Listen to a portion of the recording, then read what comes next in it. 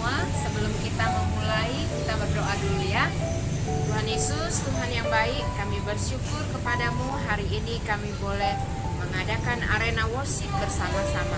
Tuhan berkati kami supaya apa yang kami dengar, kami boleh mengerti dan kami boleh menjadi anak-Mu yang menyenangkan hati-Mu. Terima kasih Tuhan Yesus, kami berdoa hanya demi nama-Mu. Amin.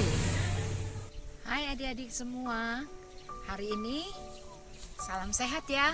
Hari ini kita akan mengadakan arena worship dalam suasana yang berbeda. Adik-adik lihat di sini ada banyak sekali tumbuh-tumbuhan.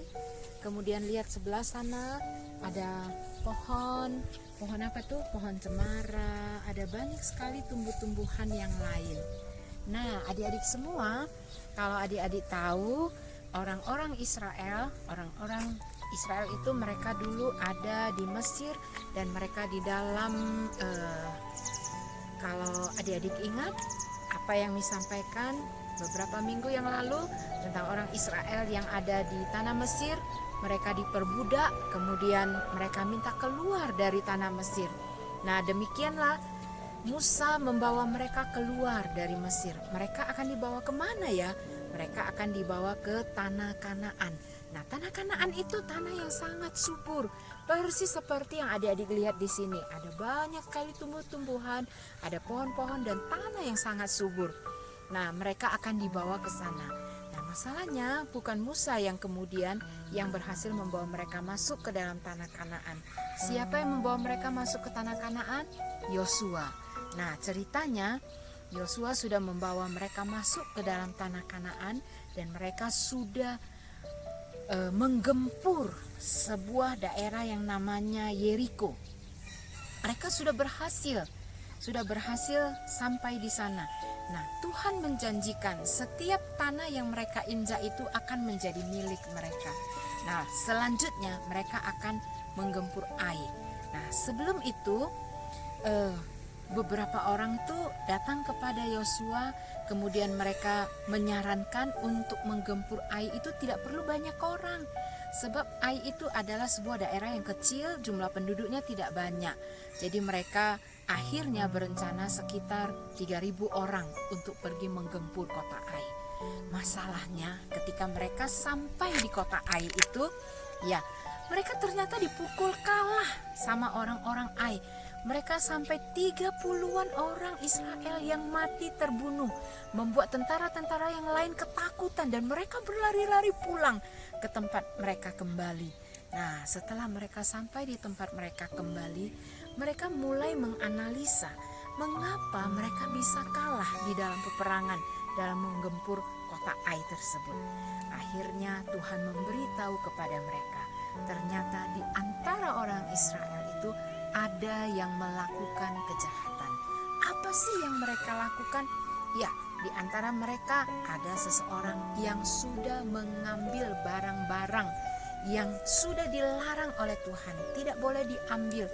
Mereka mengambil, dia ambil dan kemudian dia simpan di tempatnya. Itulah sebabnya mereka jadi kalah di dalam perang tersebut.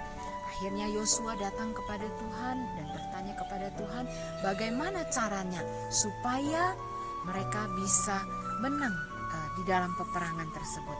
Tuhan memberitahu harus dicari dulu siapa orang yang sudah melakukan kesalahan. Saudara, adik-adik sekalian, akhirnya didapatkanlah seorang yang bernama Akan. Si Akan ini sudah mencuri. Akan berlaku sombong ya. Dia berlaku sok. Dia pikir dia mengambil dan Tuhan gak tahu. Nah, itu dia kelemahan si Akan. Akan pikir dia ambil dan Tuhan tuh pasti gak tahu. Dan dia simpan dan ternyata Tuhan tahu. Tuhan meminta Yosua dari mana? Dari suku, dari kaum, dari keluarga. Kemudian didapatilah si Akan yang ternyata sudah berbuat kesalahan. Dan orang yang sudah melakukan kesalahan ini harus dihukum. Itu sudah perintah Tuhan. Dan akhirnya Akan dilempar batu sampai dia meninggal. Dan semua barang-barang yang sudah dia curi itu diambil kemudian dibakar, dimusnahkan, karena itu memang tidak boleh diambil. Nah, adik-adik sekalian, hal ini sama dengan yang sering kita lakukan. Waktu adik-adik ngejum, waktu belajar ngejum, adik-adik itu sering seperti itu kan. Adik-adik pikir, missnya pasti nggak tahu. Missnya mana tahu? Kan missnya cuma lihat kamera sebatas pinggang seperti ini kan.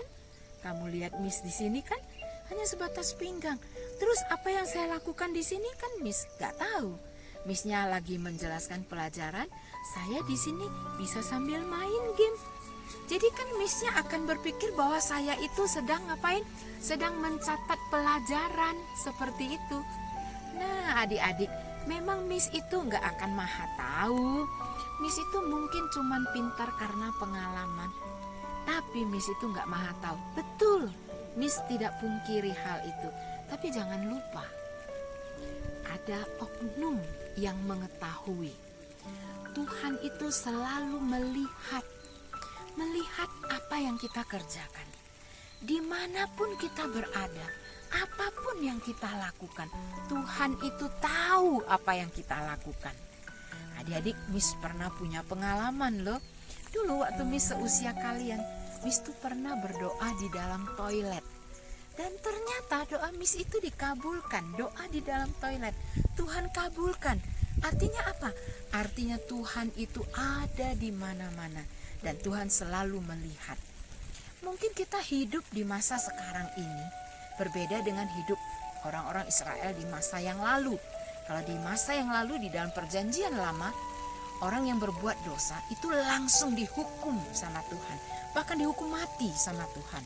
Kita yang hidup di zaman sekarang ini tidak demikian. Karena apa? Karena kita hidup di zaman anugerah. Tuhan Yesus sudah mati di kayu salib, sudah menggantikan dosa kita. Tapi bukan berarti kita boleh suka-suka kita. Bukan berarti kita boleh hidup tidak ada aturan. Bukan berarti kita boleh hidup semau saya. Bukan itu. Segala sesuatu yang kita kerjakan pasti akan membawa akibat. Hal yang baik yang kita kerjakan akan membawa akibat yang baik. Jadi apa yang kita tanam, itulah yang akan kita tuai. Kalau hari ini kita menanam kebohongan, kalau kamu belajarnya gak sungguh-sungguh, menipu miss, itu kan namanya kebohongan. Kamu bukan cuma tipu miss, kamu tipu orang tuamu, kamu tipu Tuhan. Akibatnya pasti ada. Mungkin bukan sekarang kamu alami, tapi nanti kamu akan alami. Tuhan memberkati orang yang jalannya lurus. Orang yang jalannya lurus, Tuhan pasti akan berkati. Orang yang jalannya lurus, apa yang dia perbuat pasti selalu berhasil. Jadi saya tidak tahu nih, adik-adik mau yang mana. Jangan meniru apa yang dilakukan oleh Akan, tapi ingatlah, dosamu sudah ditebus oleh Tuhan Yesus. Maka jangan lagi terus berbuat dosa. Oke adik-adik, mari kita berdoa. Tuhan Yesus, kami bersyukur untuk anugerah yang Tuhan sudah berikan bagi kami. Kami bersyukur ya Tuhan, hari ini kami boleh mengenal Engkau sebagai Tuhan dan Juru Selamat. Tuhan Yesus, ampuni semua dosa-dosa kami. Tolong kami ya Tuhan, supaya kami boleh berjuang melawan kedagingan kami, melawan keegoisan kami, melawan keinginan kami yang tidak baik. Sehingga sungguh ya Tuhan, kami boleh menjadi anak-Mu yang selalu diberkati oleh Engkau sendiri. Terima kasih ya Tuhan Yesus, demi nama-Mu kami berdoa. Amin.